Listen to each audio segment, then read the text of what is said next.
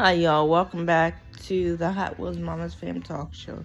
If y'all are new here, welcome. And if you're a new subscriber, welcome. If you have not already done so, please go ahead and subscribe and make sure you hit that notification bell so y'all don't miss when I upload new videos. For those of you that are new here, my channel is about cerebral palsy because I myself have cerebral palsy and I want to help those who have disabilities understand just because you have a disability doesn't mean you can't live a productive life, because you absolutely can. Don't let anybody ever tell you that you can't live a productive life because you have cerebral palsy. Now, with that being said, I also talk about other things besides cerebral palsy. You will never know what I will talk about unless you watch my videos, because I don't always talk about cerebral palsy. Even though 90% of the time I share my journey with you about cerebral palsy, I'm also sharing all of my journey with you. I may not be quite as open with certain things when I don't talk about cerebral palsy, and that is just because it is private, and I am a very private person when it comes to certain things. So the other day, I was going to talk to you about things I don't like to eat and why. And this has to, or not has to, this is pertaining to my cerebral palsy. A couple of years ago, I had my appendix taken out. And I came home 2 days later, and then I ended up back in the hospital right away because I started getting sick and I started having issues with my stomach. Well, come to find out, after all the tests that they did, they diagnosed me with a twisted blood vessel. Now, the only way that they could fix that twisted blood vessel is do surgery to untwist it. But once again, it's like the situation with my back. There was a 50-50 chance that I wouldn't come out of that surgery. And again, for those of you that don't know, I have 2 metal rods in my back, and the doctor said it's strong enough for the rods to come out, but there's a 50-50 chance that I would not come out of that surgery, and I'm not willing to take that chance. Well, it's just like with the twisted blood vessel, there's a 50-50 chance that I wouldn't come out of that surgery, and I'm not willing to take that chance because, one, I love my life more than I did a couple years ago. I love my life more now than I did a couple years ago. And because of my family, I'm not willing to take that chance. So, because of the twisted blood vessel, there are things that I don't like to eat. And one of those things being fish. And you may say, well, fish is good for you. Yes, it's good for you, but I don't like to eat it because, one, it tastes nasty to me. 2, it messes with my twisted blood vessel. So when it messes with my twisted blood vessel, it causes me not to be able to go to the bathroom correctly, even though I already have a hard time going to the bathroom. And I don't like that feeling. Number 2, I don't like peas. Again, 1, because I don't like the taste of peas unless they're in some sort of soup. But if they're in some sort of soup, I have to be careful how much I eat because it messes with my twisted blood vessel. And if it gets my twisted blood vessel flared up, then my stomach starts to hurt.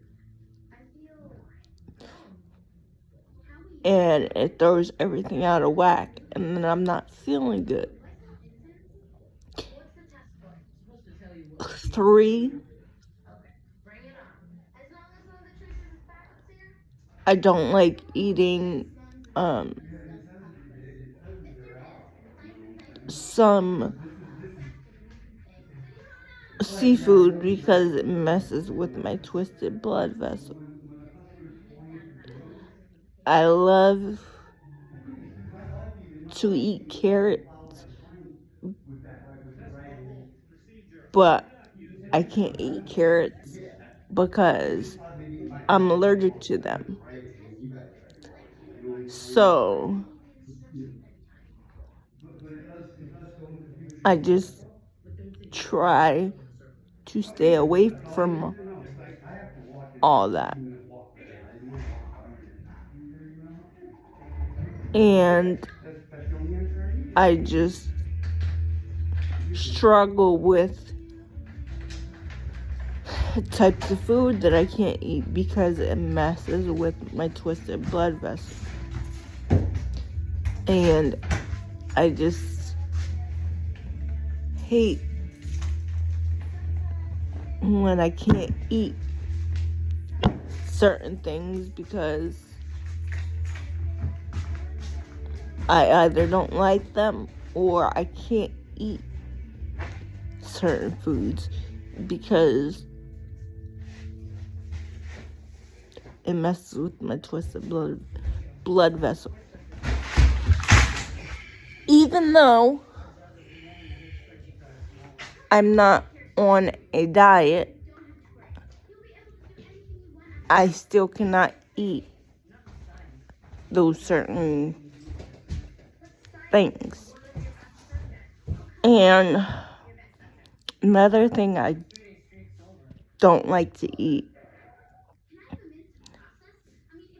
I can't eat things with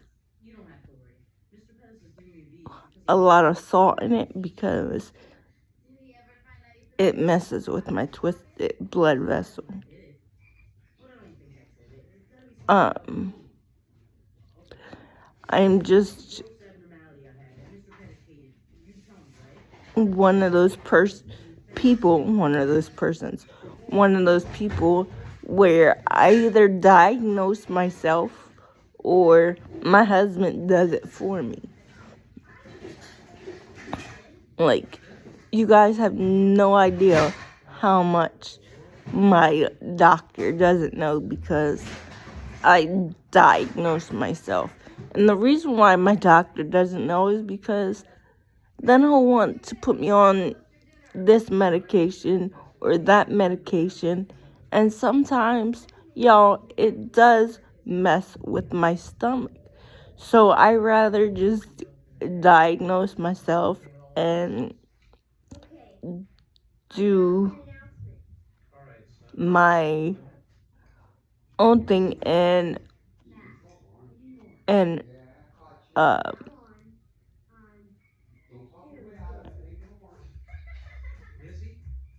take it my own pace so I don't have to keep on continuing to take these meds because believe it or not, guys, these meds mess with my twisted blood vessel as well. And I try not to take a lot of medications if I don't have to. But if I can't figure it out and my husband can't figure it out, that's when we decide to go to the doctors. But if I can diagnose it myself, I'm going to diagnose it myself. I'm going to end this video here today, so I hope that this video helped you understand a little bit more of my problems. And I thank you guys for allowing me to share my journey with all of y'all. And if you have any questions, please don't hesitate to ask me questions about cerebral palsy or things I do different because of my cerebral palsy. Don't hesitate to ask me. But guys, always consult your doctor because I'm only here to share my journey with all of you guys.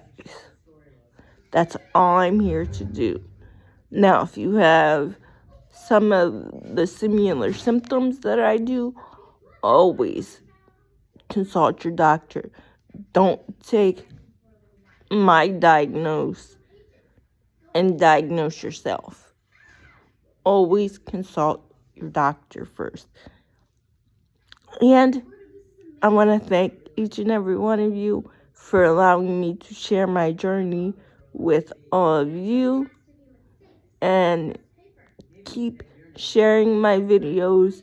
Keep liking my videos because, believe it or not, it helps the channel grow.